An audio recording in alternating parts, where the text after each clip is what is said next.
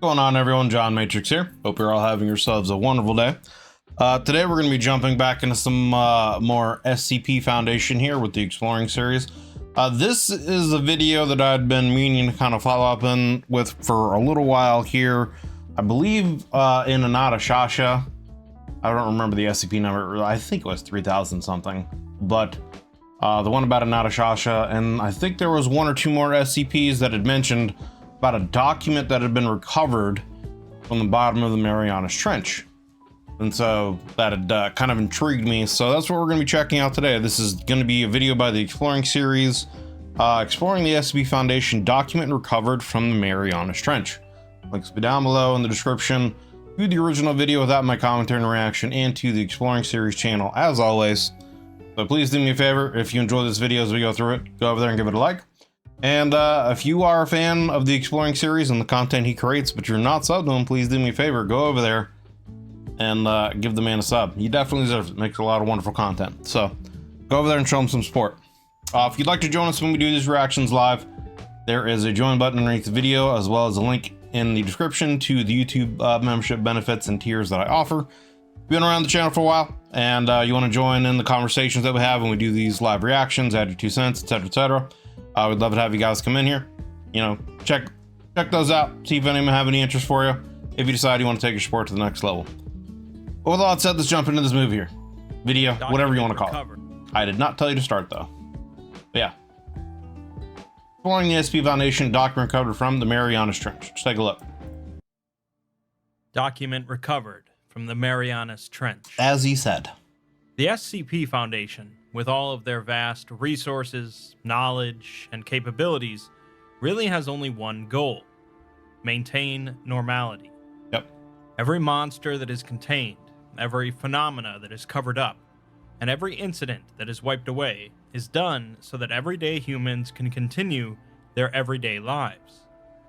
By and large, this goal is successful and life goes on. But we've looked at some examples where the public gets a proper eyeful of the other side of the veil, such as the broken masquerade cannon. Yep. The tale I'll be which I definitely would like to get into more videos in that broken masquerade canon. The whole idea of jigs up, you know, anomalies are known to everyone.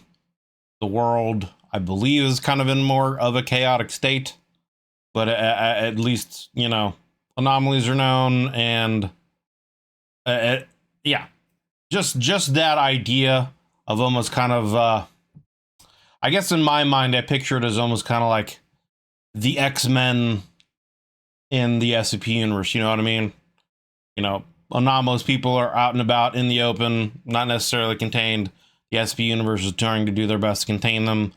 And I could see all kinds of political things coming up, you know, with rights for them and this and all that kind of stuff. So I just feel like it would be an interesting canon to explore. So definitely one that I want to check out. But anyway, let's continue. Reading today, the document recovered from the Marianas Trench details a scenario in which things go very wrong for the world, and the Foundation races to return things to normal. So yeah, I remember, I do believe it was the video with Anata Shasha. It was kind of hinted that this document was almost like part of a time capsule of some sort.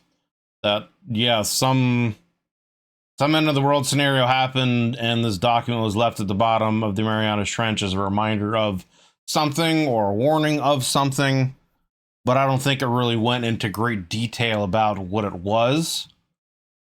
But I seem to remember one of the characters in that video reading it, realizing what had happened or what potentially could happen, and then swimming out to Anata Shasha to have his memory wiped, I believe. I could be wrong. I could be I could be thinking about something else, but I'm pretty sure I remember that's how it went down. So from that alone, it intrigued me and wanted to learn more about this. It's not an especially long tale, and it actually doesn't reference any existing SCPs, but the implications are especially scintillating. Okay. I'm here for that. I need to write this down, because I forget things sometimes, and I think what I heard today was important. Not to me. The time for me, or almost anyone else alive on Earth today, to make a difference has passed. But someone, somewhere, might be able to make something of this, or at least find it helpful, or something. Once I'm done, I'm going to seal it up in a pipe, coat it in wax, and chuck it into the ravine. Maybe someday, someone will read this and try to put things together, if they're allowed to. I'd love to start at the beginning, but I'm honestly not sure when the world started to end. Where the beginning is, Could have been years and years before the final bits, or it could have been all at once. Everything was so grim, what with warmer air, cooler seas, too little gas, and too many people. Things could have been unraveling for ages before things bubbled up to the public eye. Interesting. It almost sounds like it's, yeah, kind of a mixture of multiple things happening. You know, overpopulation, climate change, etc., leading to things falling apart in the world. What I and others remember most was when the Disney magic sank. It was then, I think, that most people started to think that things might be worse than they seemed. The Disney Magic was a big cruise ship, one of those liner jobs that tools around islands and stuff. Yeah, it goes, I think, One to their day the news was all screaming island about Disney how it owns. suddenly just went down when it was trying to put into port. Huh. The weird thing about it was how there was no video of it for a long time. Some still pictures of it floating fine, but none of it actually going down. Well, obviously some kind of Then, anomalous thing happened. Somehow, a tape showed up, and the news started playing it. I have to imagine they didn't review it first.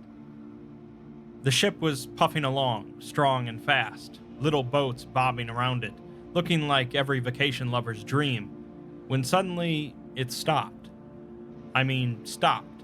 Just a dead halt, like it had just slammed into a mountain. You could see people go lurching forward all over the deck, a bunch of junk fall off the sides, a real mess. It's all still for a few seconds, then suddenly there's this foaming behind the ship. Most people assumed it was the engine trying to fire up again. Then the arm came up. Oh, snap. I'm not sure if it actually was an arm, but it was some kind of limb, and it must have been 100 feet long at least. It reached up along the side of the boat and just Kind of kaiju came up and ripped it snapped open. it. I mean, unzipped it like a coat, and you could see all the people inside screaming and running. It was awful. Then you saw something lurch up, a big spiny shape pushing against that gap, shoving in. Then there was an explosion on its back, and the camera whipped up to show a couple of jets whizzing by. Then it ended. I remember just sitting there, stunned, looking at the TV, barely noticing the president coming on to declare a state of emergency. Yeah, it's like some straight up Pacific Rim Godzilla kaiju shit right there, man, you know? We're trying to imagine like what that would be like, you know? You sit there and you see a video like that on the news where some kind of giant monster tears apart a massive cruise liner ship with tens of thousands potentially, I think. I mean, maybe I'm wrong. Maybe it's not that many people, but I believe some of those massive cruise ships can hold, you know, over 10,000 people on them. They're basically floating islands. So, yeah, just, you know, being torn apart and all this, and then, like, you know, fighter jets coming in, dropping bombs and missiles and stuff on it. That's, like, straight out of a kaiju movie. I think it was 2 or 3 days later when the TV went under full government control, but it may have been a week, I'm not sure. Internet got clamped later, but soon all you could hear, read, or see was, "Remain calm, everything is under control." The oddest thing was that life really didn't change much for a while. Bills still came, still had to work, go to school, yeah. all that. Just a lot more scared could see it. faces and a lot more weird talk. I could definitely see that, you know? I could see a situation in real life where something like that could happen, and, like, there would be this strange period where civilization was trying to keep things as normal as possible, while there's still that, like, underlying threat of something. It's almost like when a natural disaster, like a hurricane or something like that, is, like, coming. Like, you know it's coming. You're not necessarily sure exactly how strong it's going to be or where exactly it's going to hit yet, but you're, like, prepared. and in the days up to, you still kind of have to run your life, you know, like you normally would. You still gotta, you know, live and pay bills and do work and all that kind of stuff. So I feel like it would be something similar to that. Pretty soon, we were getting told that whole towns were being evacuated, that there was a plague, or a riot, or a terrorist bomb, or some other nightmare. My brother down south said that they got moved because of a huge wildfire. The weird thing was, he said that the fire moved oddly, seemed to shoot right for gas or brush, and didn't travel evenly. That after a while, he swore he saw what looked like a 20-foot tall man of fire walking and eating everything. Damn. I wonder, like, I still don't know, obviously, like, all these SCPs, so I wonder, like, what some of these are referring to. I'm sure you guys will let me know down in the comments, but I'm trying to think of what kind of SCP that could be. There's not one that I can think of off the top of my head of a 20-foot, 5-foot, you know, man of fire, other than one of maybe like the demons from the Cactus verse. But even then, I don't think that like goes in line with any of those. The call got dropped right after he said that. I haven't talked to him since. So things got worse, little by little. People kept being moved, and there was no real way to communicate with each other anymore that was really reliable, so it was hard to say just how bad things were. Still, word of mouth was still going strong, and it was creepy. Crazy shit, really. Stuff about zombies in the north, killing frenzies in the east, Jesus. A place near the ocean where the ground was alive and eating people, a cult screaming about the second coming and killing people to buy off God. I started pulling more and more away from people, just to get some ignorant peace of mind. Looking back, that probably saved my life. I mean, yeah, what else could you do, right? Finally, one day, I woke up and there was blood on my window. It was outside, and I could hear some insane shit going down outside. Screaming, clanking, gunshots, and a smell like burning wires. I hid. I'm not ashamed to admit it.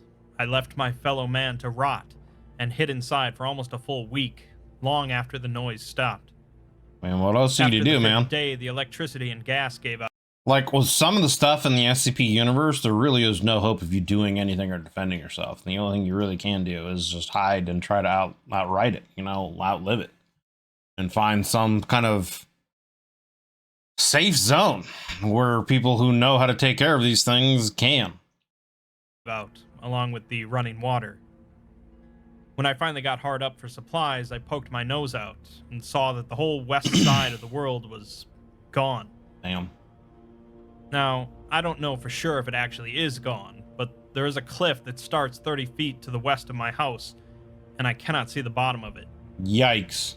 I also can't see the other side of this ravine, so for all intents and purposes, that part of the world is gone for me. The suburb I was in looked like a...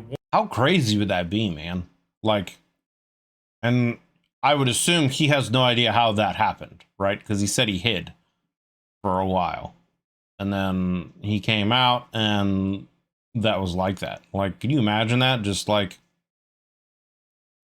going down and living in your basement for a week or two and then coming up to get a sense of how things are, and you look outside and 30 feet away from your house, there's a massive swath of the world that is just gone, that is farther than the eye can see and deeper than the eye can see. Like, you gotta wonder, like, what is going on that would have caused that?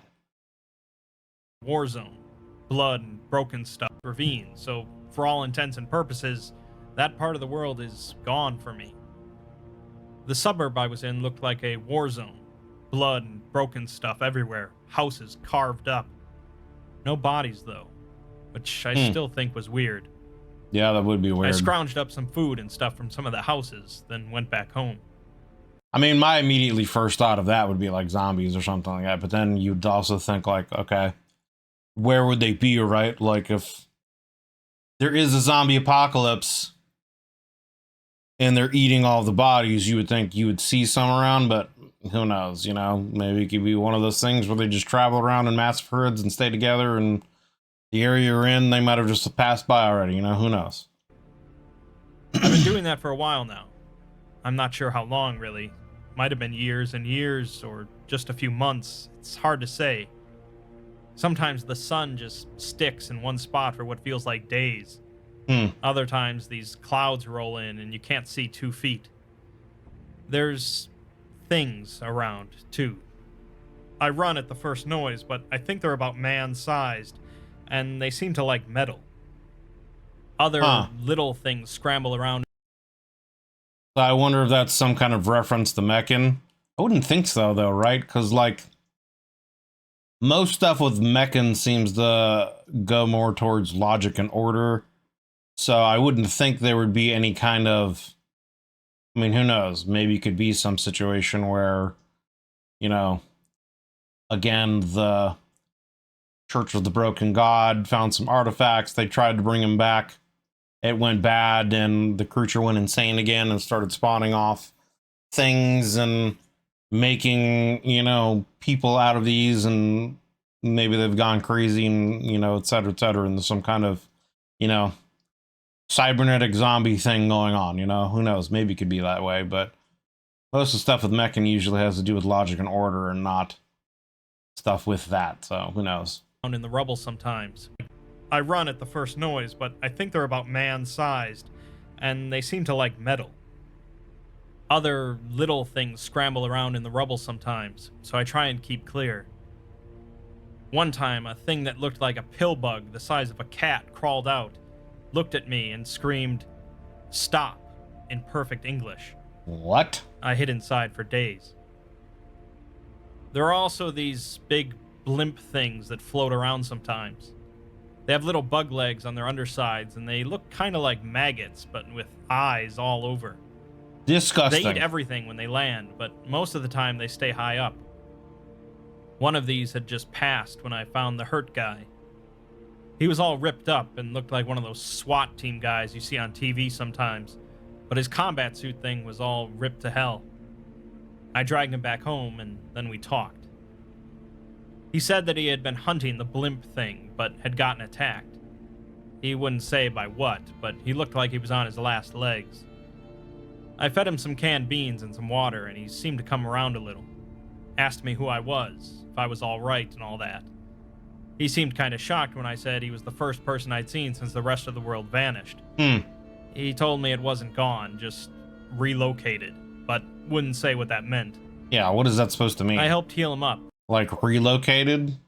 I mean, when I think of that with what I know from the SCP universe, I would assume that then the SCP Foundation and probably the GOC and maybe some of the other organizations have worked to try to create some kind of safe haven sanctuaries in different places, and yeah, they've relocated everywhere, everyone that they could to these locations, and then everything outside of that is like, you know, the Badlands, the Wastelands, whatever, where it's the Wild West. You're just, you know, you're out for survival.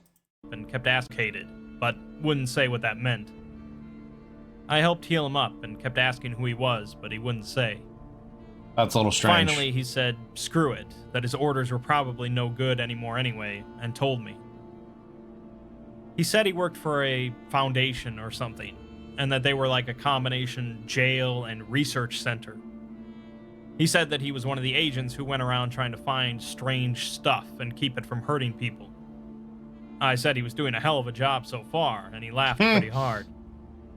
He said something had happened, and that a bunch of these things had gotten loose at the same time, and caused this Foundation place to lose control.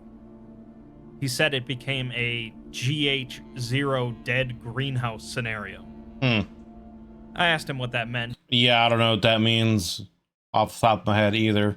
There's so many different classifications and scenarios of things that it's some of it can be hard to keep track of, but greenhouse scenario, you know, that would seem to indicate that, I mean, like greenhouse gases, it's a situation where, you know, it keeps like building up and over. So I feel like that would be the situation where, like, as time goes by, they're expecting the situation to worsen and build up. And I don't know. And he looked at me for a while before going on.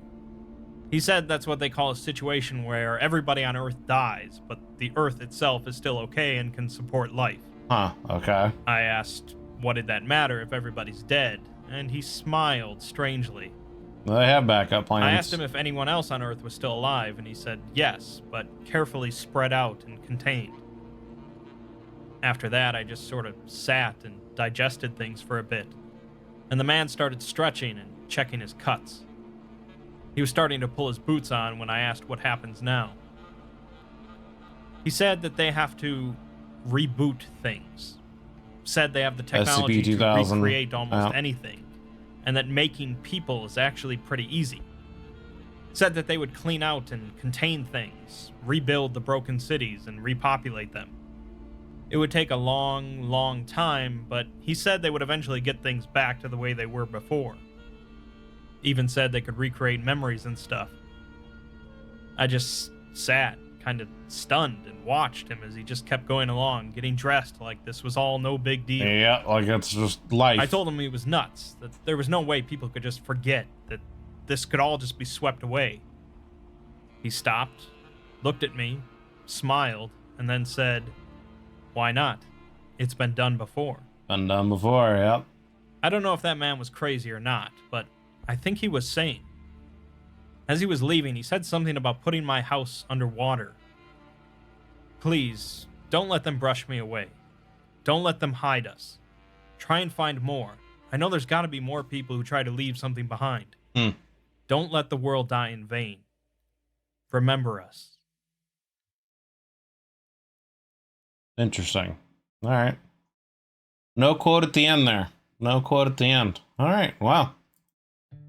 There you go. That was the exploring the exploring series, exploring the SCP Foundation document code from the Marianas Trench. Interesting. I mean, it's really just a story about a guy. It almost seems like a diary journal. Explaining about a dude who was just living life normally. All of a sudden, all hell broke loose, and just trying to make sense of his reality. He hid away after he saw an event on the news where a major, cruise liner ship from Disney got eaten by a kaiju, essentially.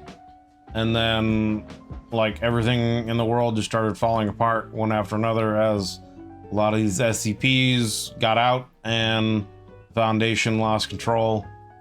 And, it's kind of like a Wild West, that's just humanity had fallen back into various places, bunkers, etc. And they're trying to essentially, wipe things out, recontain it, and reboot. So, and this is just kind of an idea or a tale from this character's perspective. It would be interesting to see, I'm not an author or a writer or anything like that, but I feel like there would be a good kind of more in-depth, detailed story of something from this perspective. Just a regular guy living his life, a broken masquerade scenario happens, the world's starting to fall apart around him. I could almost kind of see it as like War of the Worlds is what kind of came to mind. I was thinking kind of like the Tom Cruise movie. I mean, I know there's the original black and white, and even before that, the radio telling that people thought was real for a time. That actually, the radio telling is what forced, to my understanding, I don't know if this is an urban myth or legend or whatever, but to my understanding, the radio play that aired of War of the Worlds, they didn't let people know that it was in fact a story, which was part of what they intended. They wanted it to be something that would terrify people, so they didn't announce that it was a story, and it was kind of portrayed as this is an actual news broadcast that aliens have come to the planet and are taking over the world, and this, that, and the other's happening. And I believe people were starting to commit suicide because of that, because of how terrified they were. And then at the end of the broadcast, they said, hey, this was just a production. And I believe because of that, it's one of the, like the SEC regulations or whatever now, that if you're going to do something like that, you have to first announce that this is, you know, this is not real kind of a situation. So, but anyway, back to what I was saying.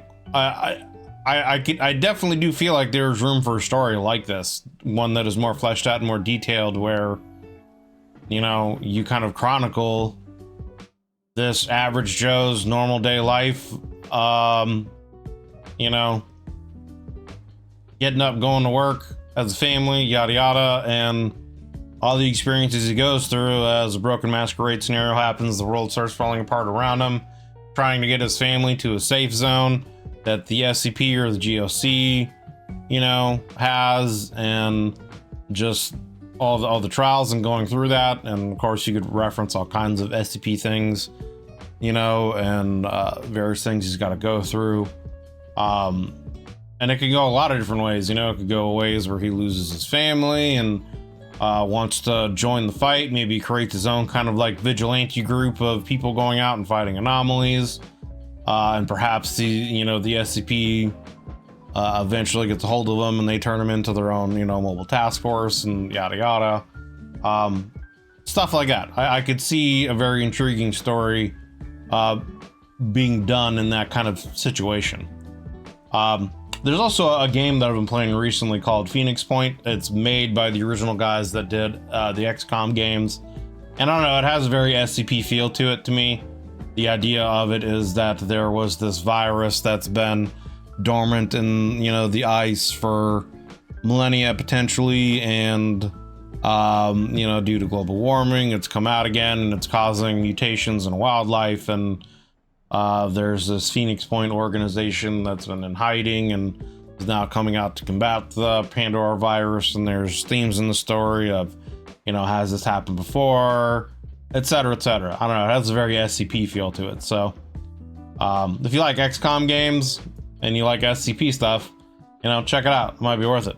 You might enjoy it. But yeah, so like I said, that was the Exploring series, SCP Foundation document recovered from the Marianas Trench. Links are down below as always in the description down below. So yeah, if you enjoyed this video, go check out the link. Give the Exploring series video, his original video here, a like, and go over there and give him a sub if you're not subbed to him already. If you'd like to join us when I do these reactions live, we'd love to have you guys come in, hang out, and add your 2 cents to the conversation. There's a join button underneath the video, as well as a link in the description to the YouTube membership benefits and tiers that I offer. Check those out. If you've been around the channel for a while and decided you want to take your support to the next level.